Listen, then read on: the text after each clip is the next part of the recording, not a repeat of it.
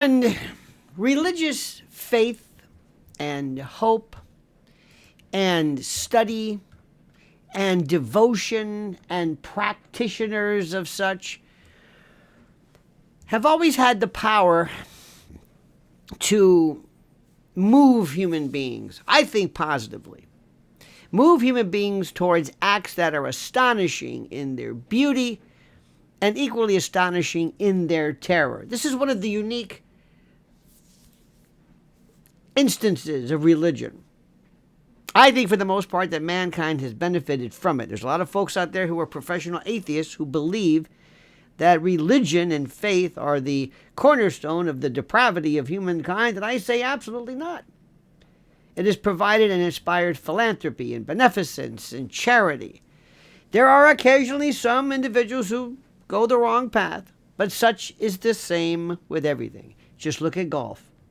Now, across history, people have built cathedrals and composed beautiful music and sacred music and devoted their lives to charity in the name of the divine. Yet, the same intensity of devotion has also produced, as you know, rituals that strike us as profoundly disturbing, downright evil, hard to explain, inexplicable.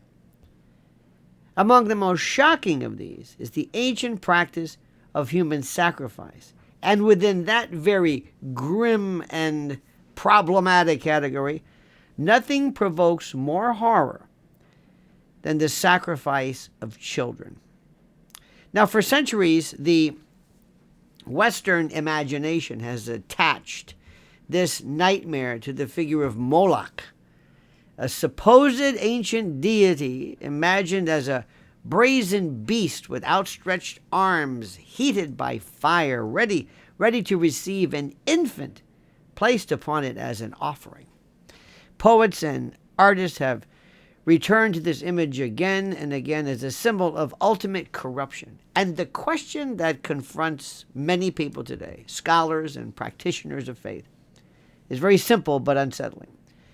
Was there ever truly a god named Moloch who demanded the burning of children? And what actually happened in the religious world of ancient Israel regarding child sacrifice?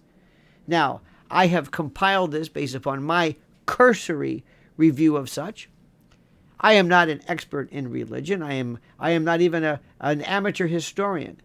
But in my reviews, I found this subject fascinating, and especially with the release, as of late, of the Epstein diaries, or diaries, there could be diaries, the Epstein files. We're hearing this name more and more said and stated, not in any way positively. Now, modern historical scholarship complicates the traditional story. The classic view holds that Moloch was a Near Eastern deity whose worship involved passing children through fire, often at a ritual site known as a tophet. Now, according to this view, certain Israelite kings adopted this religion, this, foreign cult. And the differences between religion and cult, I'll let others figure that out, but it adopted this cult, and later reformers condemned it. Archaeological discoveries in the ancient Punic cities of North Africa, especially Carthage, seem to support the idea. There, archaeologists uncovered burial grounds containing urns filled with the cremated remains of infants and animals, accompanied by inscriptions describing vows fulfilled to local gods. What scholars seem to indicate upon a closer reading of those inscriptions has led many scholars to a different conclusion. The key term associated with these offerings appears not to be the name of a god at all, but the name of a specific kind of vow sacrifice. In this interpretation, the word often read as Moloch refers to a ritual category, a promised offering given after a deity granted a request. Sometimes that promised offering was an animal. In rarer and more terrible cases, it was a human being, including a child. And the practice was real and archaeologically attested, but the fiery monster god may be a later misunderstanding of ritual language. When scholars turn to the Hebrew Bible, the picture remains rather complex. The texts repeatedly forbid passing children through fire and associate the practice with foreign influence. At the same time, the Bible preserves traces of older traditions in which the sacrifice of firstborn children to the God of Israel appears to have been thinkable and perhaps practiced. Early legal passages speak of giving the firstborn to God alongside the first fruits of animals and crops. Now, you've heard this, your firstborn male child. It's almost in our collective historical psyche, even though we don't necessarily know the source of it. Now, later, texts introduced the substitutions such as animal offerings or money redemption, suggesting an evolution away from literal child sacrifice. Now, narratives scattered through the biblical record reveal several models of extreme sacrifice. The story of Jephthah tells of a vow in which a victorious general promises to offer whatever greets him at home, only to be met by his daughter. The account of the Moabite Mesha describes a desperate ruler sacrificing his son during a siege, an act portrayed as unleashing divine fury. Now, these stories do not read like abstract theology. They reflect a cultural world in which the sacrifice of a child, however horrifying to us, and it is, functioned as an imaginable response to crisis or devotion. Now, prophetic voices later in Israel's history mount fierce opposition to these practices. Jeremiah and Ezekiel denounce child sacrifice and insist that such acts stand outside the will of God.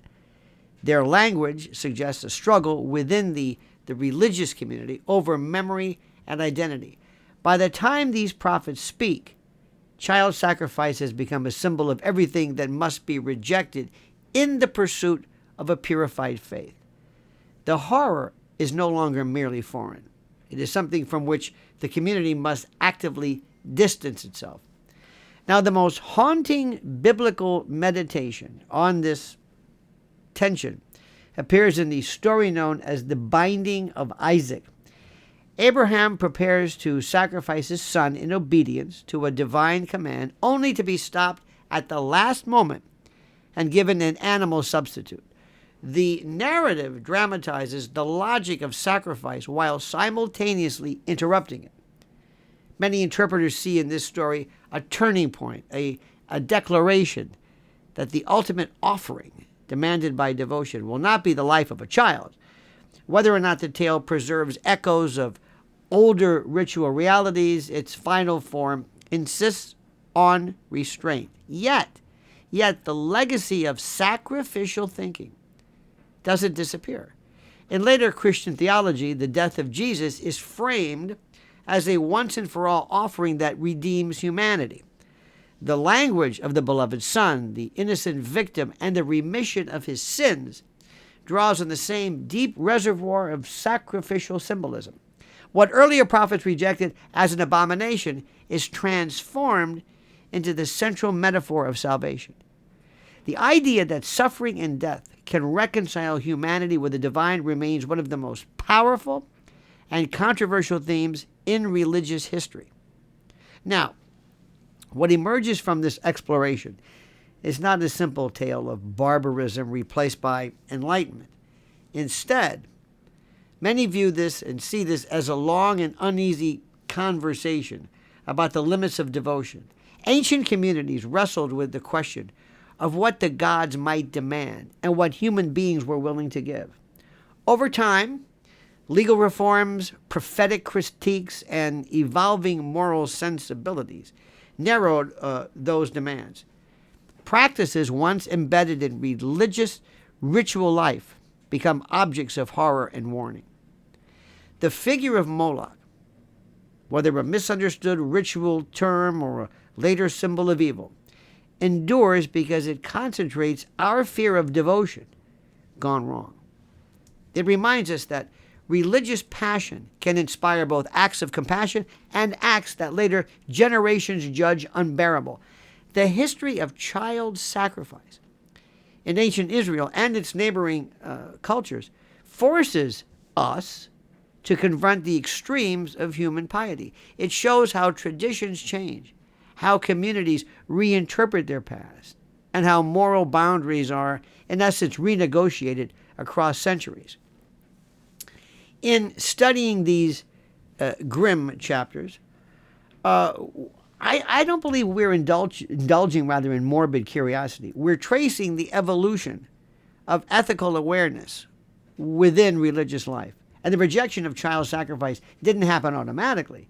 It emerged from debate and reform and reflection. And the texts that condemn it preserve the memory of a struggle to define what true devotion should look like. They testify to a growing conviction that the divine does not require the destruction of the innocent. That conviction, fragile and hard won, continues to shape religious thought today. By examining the ancient world with care and historical rigor and vigor, it is thought that we gain insight into how societies learn from their own darkest practices. The story of Moloch and the sacrifices associated with that same stands as a warning and a lesson. Faith, it is believed, can elevate humanity, but it must be tempered by an ever-deepening sense of justice and mercy. Only then, it is believed, that devotion can fulfill its highest promise rather than its most dreadful of possibilities. In view of what is happening right now, in view of the dropping and the dissemination and the review of the Epstein files, I am fascinated by how many people are repeating this name. And they're repeating this name almost as a warning or almost as an offhand reference to practices that are still going on today. And that's what we hear repeatedly. Now, in my very humble opinion, as just a regular person who has an opinion, number one, what we are seeing and what we are looking at with this vicious and brutal horrors of the Epstein case cannot in any way be construed as any kind of valid reinterpretation of anything from the past. There is nothing valid about it. There is nothing ancient about it. There is nothing nostalgic. It is wrong. It is disgusting. These are behaviors practiced by a group of people who are vile and despicable. And it's almost a hobby or some type of a sick, demented dalliance. Don't confuse the two. But if you really want to truly understand what's going on, reference this in terms of what happened in the past. I am fascinated by religion, fascinated by faith, fascinated by how individuals and groups and societies try to channel, try to connect the earthly with the divine, with the past, with prayer, with meditation. I believe it's a strong bond. I would suggest, many have suggested, there's almost a God gene. I think in some respects we are hardwired to believe this. It's natural for us to look up or to look down in the cases of fertility religions and believe that something bigger than us, something more powerful than us, runs the world and the universe. That being said, be very careful when you confuse what is going on by a now dead, demented, perverted, sick waste of DNA with what happened in the past, and do not blend and confuse religion with this. They have nothing to do with each other. These are armchair, depraved sadists who are getting involved in these sick psychosexual rituals that have absolutely nothing to do, nothing, with religion, with faith, or with God. I would be most honored if you weighed in with your thoughts and comments, any reflections you have. I have some questions for you, and I applaud you for being involved in looking at everything that's going on in the news, not just in terms of headlines, but going deeper, plumbing the depths, unpacking, to bring up that annoying phrase, but unpacking the subtleties, the rudiments, and basically the critical analysis of this. Because critical thinking requires nothing short of what we're doing. Thank you, my friends. And please, if you would and you could, subscribe to the channel. Please like this video and comment as you see fit.